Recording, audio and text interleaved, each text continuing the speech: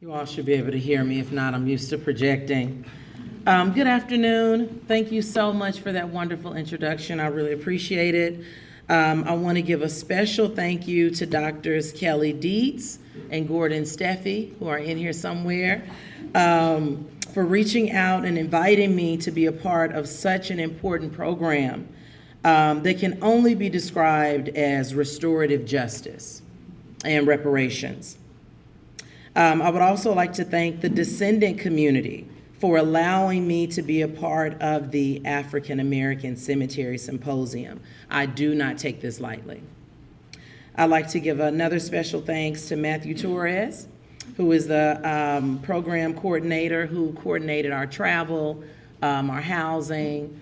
Similar to Dr. Jackson, we got here late to this space can be something.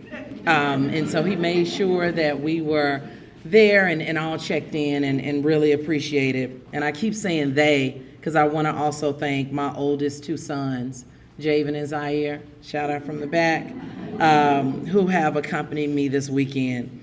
It really, truly is an honor to be here on ground made sacred by our ancestors who navigated the impossible slaveocracy, fought hard for freedom, who rejected dehumanization of slavery, and they refused to be forgotten. Their burial, the last material culture of their own creation, is how we remember, is how we memorialize them. And so the time that we have today, I really want to talk with you about the topic that is the title slide here.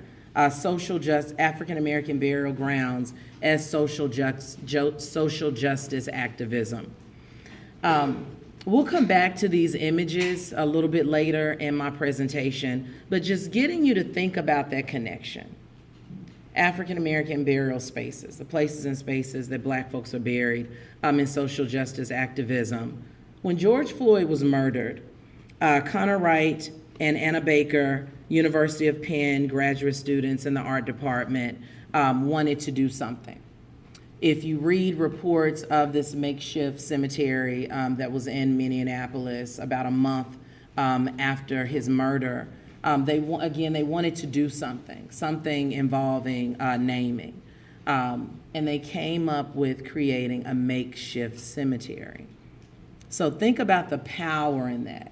In naming, and that's all they really knew. Name, maybe birth date, death date, but that name. So there's real power in that as we start really thinking about that. All right. So in continuing to get you to think about this idea of African American cemeteries and social activism, I really want to center my own research. That starts with deathways, and y'all see I'm walking, so let me know if you can still hear me. Really centers on deathways, the ways in which Black folks are dying, right? And I want to start with this quote by Maurice Jackson, who says, "All people die, but do not all people die alike." Right there, we're talking about the systemic oppression, right? We're one step away from death being a social justice issue when we ask that. I am one of a few women who started the Collective for Radical Death Studies. And when you talk about folks who are either death doulas or death practitioners or folks who are involved in this work, people love to say this phrase, well, death is the great equalizer. So there's a real, as we've been talking about, comfort in talking about death because we all die, but we do not all die alike. COVID taught us that, folks in the present, and I think we need to really think about this. So for at least 10 years, I have been studying Baltimore's Mount Auburn Cemetery, the oldest autonomous, Black-owned cemetery in Baltimore. Goes back to 1807. I'll spend some time definitely talking about that.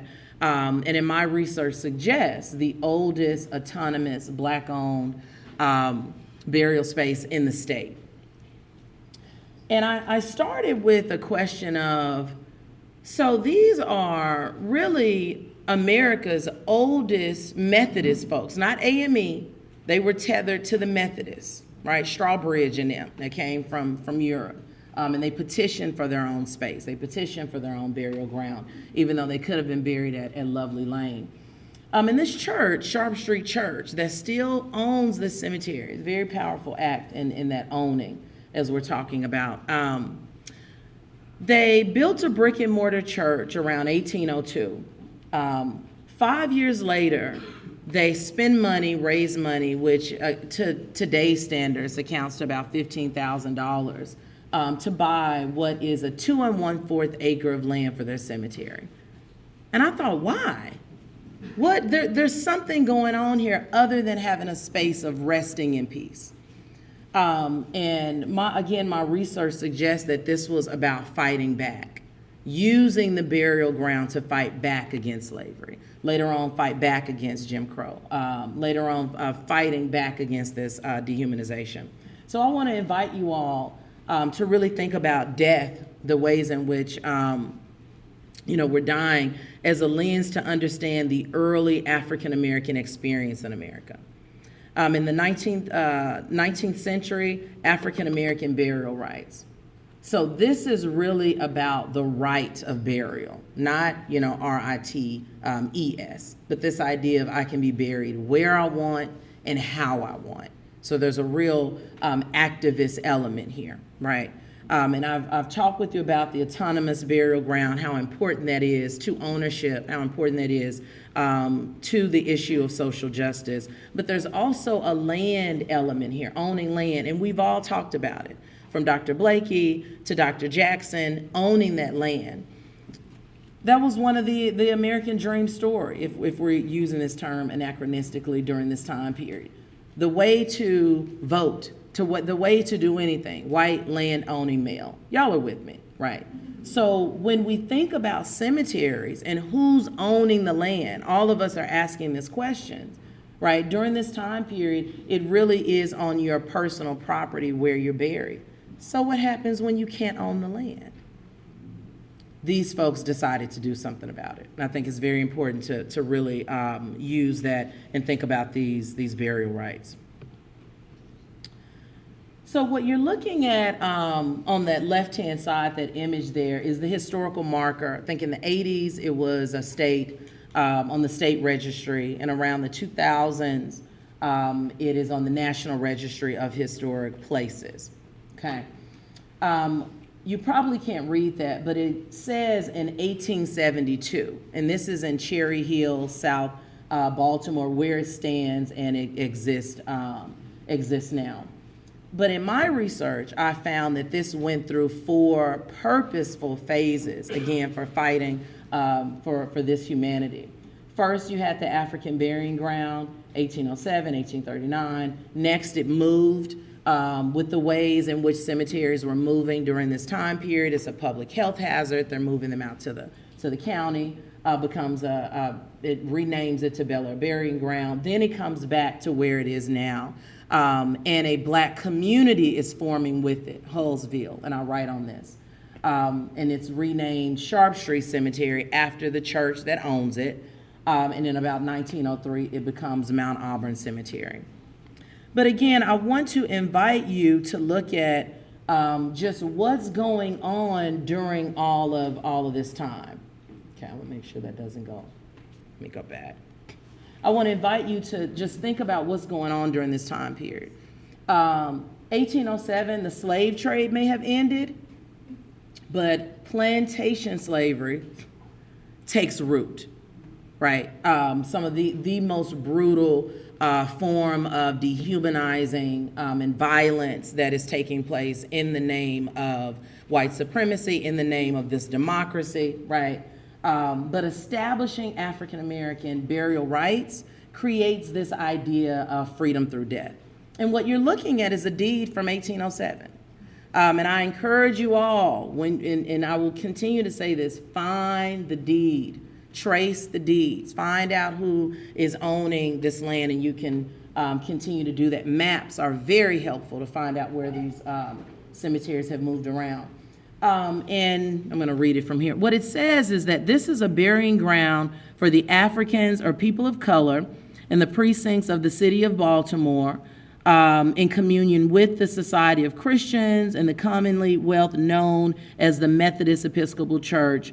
In the deed, it goes on to say that when these 7 trustees die, it is going to continue to revert back and be owned by Sharp Street Church. This is very powerful.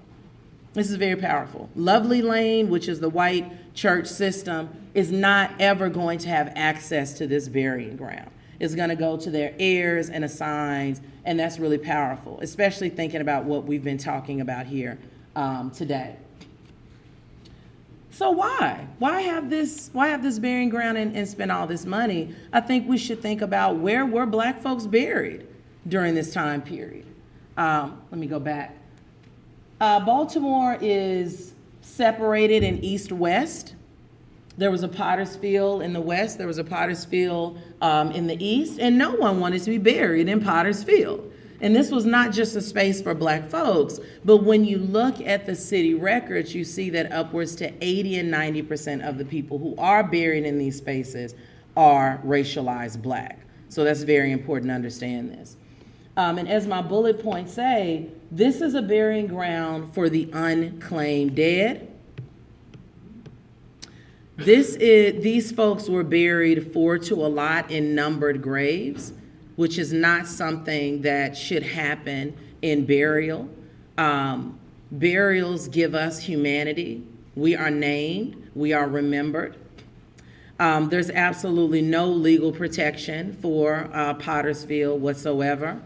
You'll read accounts where this is before you had regulations of burying 6 feet under, right? A big rain, a big flood comes in, and there's skeletons, there's skulls that are washing around the area. This is a place that in the newspaper you're reading about mischief-making children, not respecting the dead, running around wreaking havoc. So this is definitely not a space where folks are resting in peace. It doesn't matter who you are. But again, I said the majority is Black folks there. These grave markers were marked with an old piece of dry goods casing because they hope that the living would come and claim their dead. And that's another reason for the number. The coroner keeping these records. My loved one is missing, maybe they died, and you come and this is not a place where you're perpetual forever, right? So I think this is important to think about as well. Commonplace for body snatching, absolutely.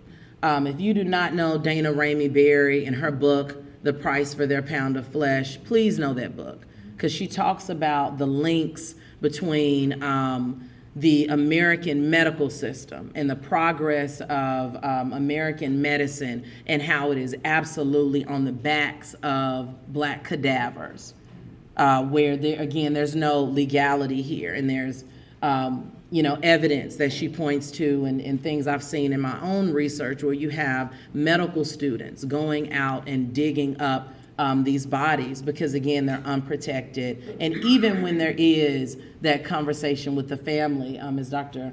Blakey also pointed out, this is white supremacy. This is during slavery. Your voice does not matter.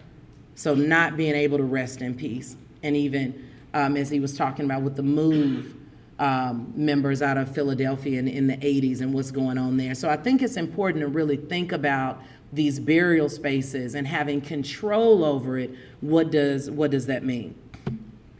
So Potter's Field was a cemetery for strangers and foreigners.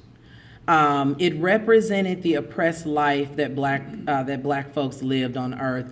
And this is why they fought like heck to be remembered. One of the things, Rodiger has a really important article, it's an old article, talking about continued legislation in Virginia in the 1600s regarding how Black folks could not hold funerals, right? Continued legislation saying Black people cannot gather for funerals. Now, one way to read that is, oh my goodness, the policing that's happening to our ancestors. The other way to read that, and it's a very convincing argument, is that they kept doing it. That's why the laws are there. And that's really where my research really fits in there, is this is blatant activism in the face of white folks trying to tell me how to remember it or not to be remembered. And you definitely see that with my research here. The other picture is what we commonly call slave cemeteries, where they are in spaces where they look abandoned. They look like they're uncared for. Again, one way to read that is that, as Lynn Rainville, wonderful book, Hidden Histories, in Virginia, she talks about that these are the places and spaces on the plantation that are infertile land.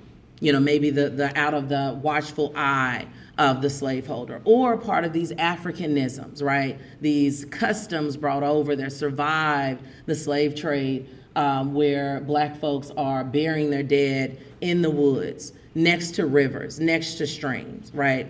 And there's another scholar by the name of Diane Jones that talks about that this is not in disarray.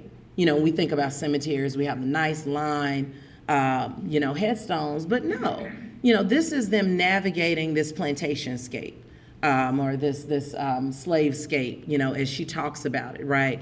Because when you start reading in some of these diaries that these slaveholders, these enslavers have left behind, and how involved some of them were in these funerals, particularly some of the slave mistresses, you will think that that's their kin, how they are trying to lead funeral processions, how they are so mournful. And so you can see how black people want to hide this space from white folks, because you are literally taking over in life and you are literally trying to take over in death. I hope you understand the point, or we could talk about it more.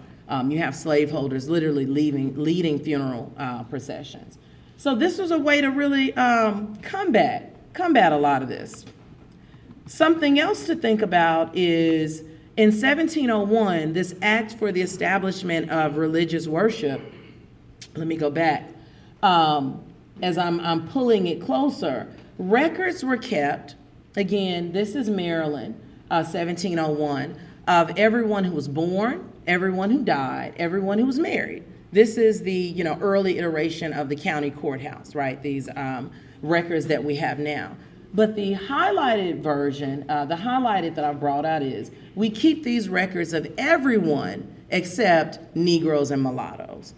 So right there, you see how slavery, you see how white supremacy and whites are having a hold on who gets to be remembered. It's right there in the records for us. And so Sharp Street Church, when you look at their church records during this time period, and the Methodists kept meticulous records, you see that folks' first names, last names, when they were born, when they were died, when they got married, you see all of that coming out in the records, and that's very important. And you will also see language of if someone is no longer involved in the church or they've left the church, you may even see some a side note of the dealers in the flesh have gotten them. Because Sharp Street is also, it is a church of free and enslaved. And Baltimore is unique like that. By the 1830s, 1840s, the free black population outnumbered the enslaved population, right? So there's some real agency that's going on there. But looking at these records, you can see why burial rights was very important. So continuing on here is just another piece of evidence when you look at who is being buried in Sharp Street's cemetery. Let me see if I'm going to pull. Yeah, I'll pull some of these up.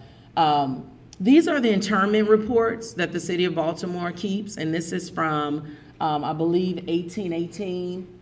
It could be 1814. But my point here is that what you see is 105 folks are buried in this year, all right? This is the records from Sharp Street, and you can just count that up. You can eyeball it and see, what is that, maybe 12 people who have died in Sharp Street. That's part of their congregation. So the point, the conclusion to draw here is that this is a burying ground fighting against the dehumanization of slavery, not just for their members, but for Black folks in Baltimore and the surrounding city. Because if 12 people died of their members and 105 people are being buried that year, you can see how this church is really fighting, using burial rites to fight against slavery. And I think that's important to point out. Looking at the next iteration in the phase of it is, this 2 1/4 acre cemetery filled up. This is very common during this time period, all right? And they moved out to the county, like I said, very similar to this modern cemetery movement that is happening, the rural garden cemetery movement that by the 1870s will turn into the lawn garden cemetery movement. But when you look at how this, what they're now calling the Bel Air Burial Ground, is positioning itself, there's some real self-help that's going on and memorial and memory that's happening. And I'll tell you why. So this one here, there we go. So this is a newspaper article, and the part that I've pulled out for you shows you, it shows you, and they're talking about, this is the old Sharp Street Church Cemetery that was also called Spring Garden, Hogg Street, Ridgely Street. I had that mapped out, which is modern day Cherry Hill, which is where it is located now. So it was there, moved, came back. What you have here is the trustees saying, we are disinterring everyone in this cemetery. That's powerful.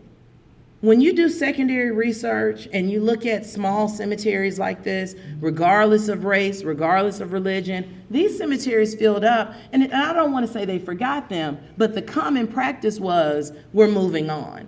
You saw in the records of people pooling their money, about a year and a half of getting boxes, and again, pooling their money to make sure every person was moved. They remembered their dead. They're not going to forget them. And when, in a subsequent slides, I'll show this, when it becomes Sharp Street Cemetery and they buy 8 acres of land, those first acres, A through F, you see oral histories account and written accounts showing that there are enslaved folks buried there. So that's very important to really understand the significance of what this is.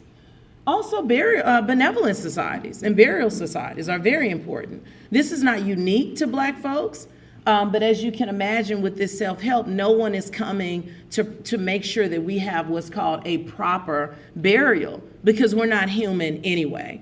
And when you're talking about plantations, open air burial was definitely something that was common as well. But by 1820, that's early, there's at least one benevolent and burial society. By 1835, there's between 35 and 40 societies. That is just huge. So again, this is not just Sharp Street taking care of its members. And at this time, it had close to 300 families. So this was a big church, had a lot of significance, and they did not just want to take care of just their members. So they really had a large presence in the city and surrounding. And benevolent societies are the early iteration of insurance, right? Insurance policies. So folks are pooling their money together, their nickels, dimes, what have you, to make sure that when a member of this group dies, that they will have a proper burial. So I think that's very important to think about. So then when it shifts, in the third and fourth phase, it's Sharp Street Cemetery. And you see them buying 8 acres of land where it is now in Cherry Hill. And you see in the records by 1903, the trustees say, now we're going to name it Mount Auburn Cemetery. And that's where you have the Lawn Park Cemetery, this Black communal uplift. And here is an ad where, and I'm going to read this because I'm not sure you can see that. Located on an elevation overlooking the Patapsco River, is now undergoing extensive improvements, which when completed will make it one of the most beautiful cemeteries in the state that our people have access for. So that's very important. This is not trying, and I mean, there's an argument for integration and there's an argument not for. But this is absolutely part of the Reconstruction era where there's hope, there's promise, and this is something that we're going to make sure that our Black folks are taken care of and really will rest in peace. And I think this ad, and this ad was constantly out, is very important to think about that, okay? During this third and fourth phase, the undertakers just pop out in the record. And I would be remiss if I didn't talk about this. So again, during this kind of Reconstruction era and post-Reconstruction era, or the turn of the 20th century, Black folks are absolutely using death work to go from the agrarian labor to the cash economy, right? You don't need that much capital. I'm seeing them pull their skill set together. I'm seeing them use skills that they learned on the plantation, carpentry skills and the like, and you have the cultural skills to make sure that you are giving your loved ones a proper burial. And that's still a conversation today. Folks don't realize that funeral homes are still very segregated today. And I can definitely, we can talk about that, have questions about that, and what's going on with the $1 billion, is it SCI? Yeah, I think it's SCI. Sometimes I get it mixed up with the TV show. CSI, I guess that, but SCI and what's going on there. Real interesting thing. So you see this, Booker T. Washington, he was all over this. He loved them. Praised the funeral, praised the funeral directors, but he couldn't see the Black women, which were all up and through here, and I have a slide on that in just a second. As Dr. Jackson said, if you are doing a project and there's no Black people, find them. If you're doing a project and there are no women, find them. They're there. And it took me 2 seconds to find the Black women, which have a very unique relationship to death work than white women. You have to understand this is the progressive era. You have to understand that these are race women. They are scholars. They are educated, spellmen of the like, and their community actually sees them as leaders. But this is also a funeral home. So this does not conflict with gender ideology. I'm writing on this. I have an article coming out, fascinating work here. The death work was a vehicle to challenge, resist, shatter gender roles, specialize apprentice knowledge. Like I said, Black women fit within this independence way of leveling the playing field, but also this entrepreneurial spirit. So, but we could talk more about that. Bosses. They were. And one of the things I just have to point out really quickly is one of the ways to read this, the honorific Mrs., and is one way to read this and say they are being, they're disappearing in their husband's name, right? But during this time period, women were in defense of themselves, right? Black women were in defense of themselves, right? At a time period where it was really a public health hazard for black women were being raped at that rape. It was normalized, right? We've talked about this. So to say, I am a respected married woman and you will call me Mrs., there's power in that for Black women. They advertise themselves as that. So we'll leave that there. So coming full circle, African American burial grounds creating vehicles for social justice. We could also read that gold casket that George Floyd was buried in. Definitely a statement. White society tried to say he was a thug on drugs. Black folks said, he was very important in our community. I was hearing stories about him, winning a football championship or something. Like he was beloved by everyone, and we will absolutely bury him that way. And then thinking about this, say their name. We cannot just be silent. If we only know the name, if we only know the first name, that's fine. we have to start there, and we have to make sure that folks understand that. So the burial ground remembers when we forget. And this really came out of my thinking about the work that I'm doing with John Dickinson Plantation, and work that I've done with Mount Harmon Plantation in Cecil County, Maryland. In Mount Harmon, this is a place where folks are still getting married on this plantation.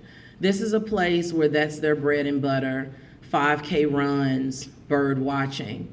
And there is, all of a sudden, we know at least one person who's enslaved that's buried there. But yet, when I was brought on board to do this work and start, looking at, well, there's a runaway slave ad here. This person is indentured. One of the oldest slaveholders, Heath, his inventory lists 30 folks who were enslaved, and they use the term suckling infant. So that meant, someone that's nursing. This is not a one-off. This is generational slavery that's happening on this plantation. And yet, there's a comfortable story about Stephen, who was there, who chose to stay, I'll put it in quotes, who chose to stay there after slavery was abolished. So that's what I'm in my mind that I'm thinking about when I say you can push the narrative and revise it how you want, but the burial ground is going to remember that. So this death material culture serves as a cultural institution and discursive space that mirrors the unseen. Public memory, an important claim to public space in the face of denial. There's a lot of denial that's going on here. Letting the bones speak. There's conversation. I know you in this room are going to figure out, are you going to do GPR? Do you go beyond GPR and do some of the forensic work that has been shared here with us? Hopefully you're seeing the power in that. Sometimes that's all that we have left, is to let the bones speak. That really centers this African lived experience and existence. And the burying ground really centers this experience, right? Learning about a life that does not start with the slaveholder. I think all of you should be asking yourselves, well, who really owns this burying ground? Is it the white folks that have the paper? Or is it the black folks that are actually interred there? I'm trying to figure it out. White supremacy will have you believing something else. So I think, these ideas of ownership and learning about a non-Eurocentric story, again, that starts with African cultural norms, beliefs, heritage, and ancestry. That's tough work.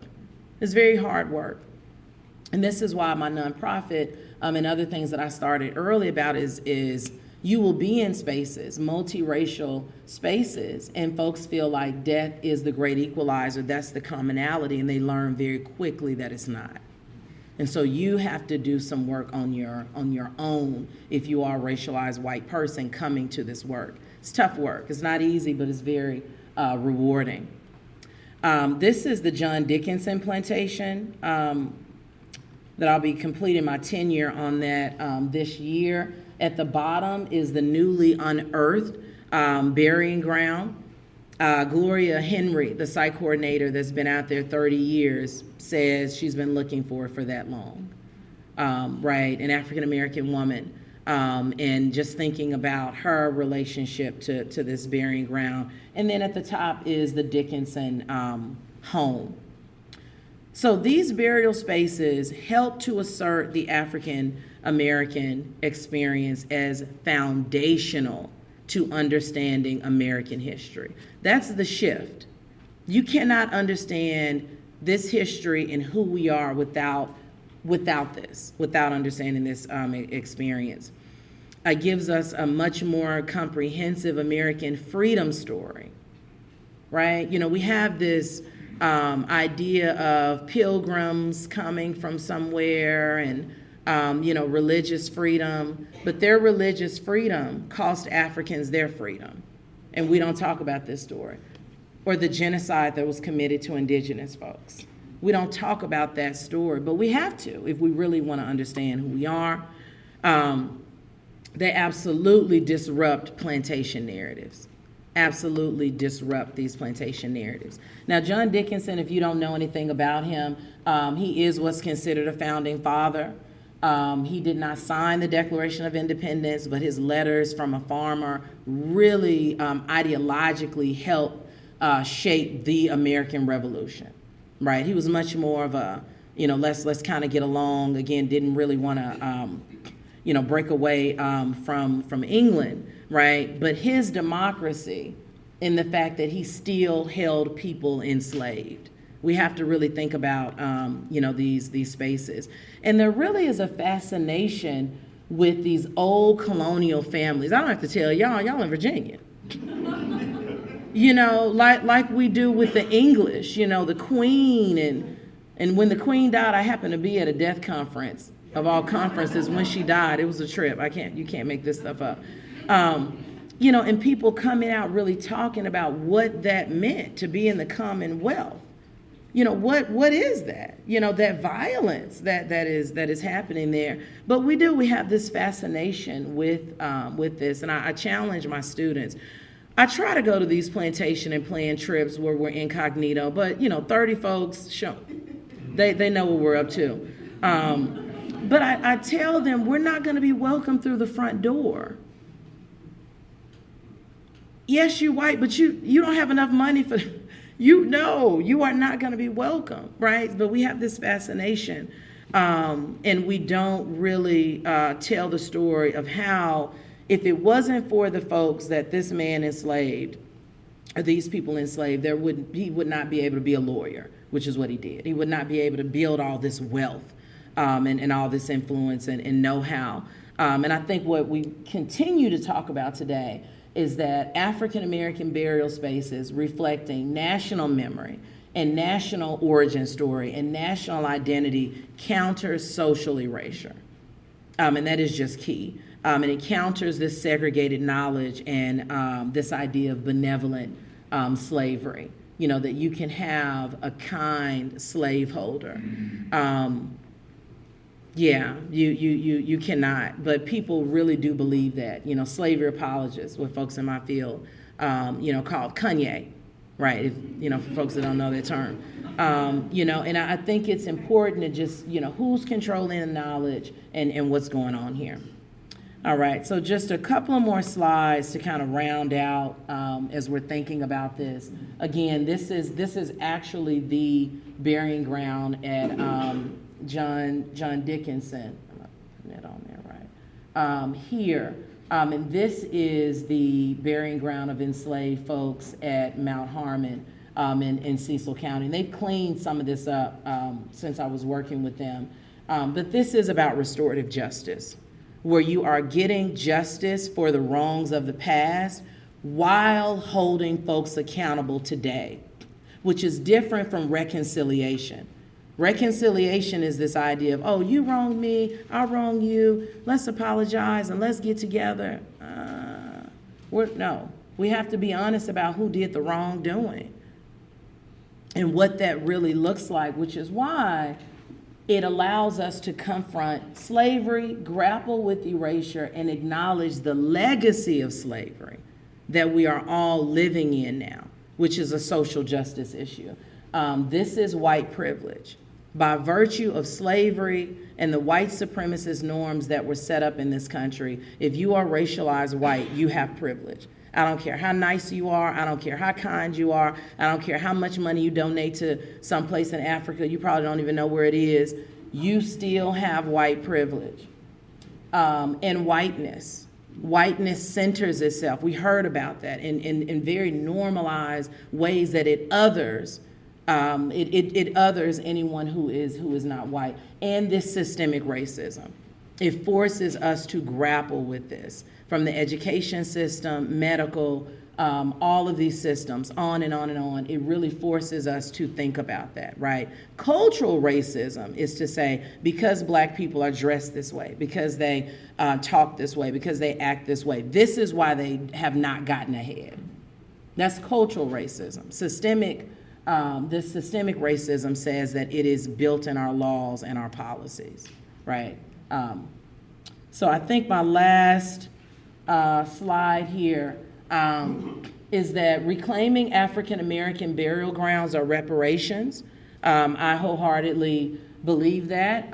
Dr. Jackson and I are part of the African American Cemetery Coalition. I encourage you to check them out. Started by Deborah Gonzalez out of North Carolina. They're working with, she created the Friends of Gear Cemetery. They have an amazing in plain sight project. And this is just kind of a blog that they've written about this. But this is about reclaiming land. It is absolutely a fight. I was in Williamsburg, and there's a wonderful project that's going on with the descendant community. Their burial ground is on a naval CIA base, right? How do you get access to that? But they're absolutely fighting it. So thank you so much for your time. I know you're tired. I know y'all ready to eat. But here's my information if anybody wants to get in touch with me. Thank you so much.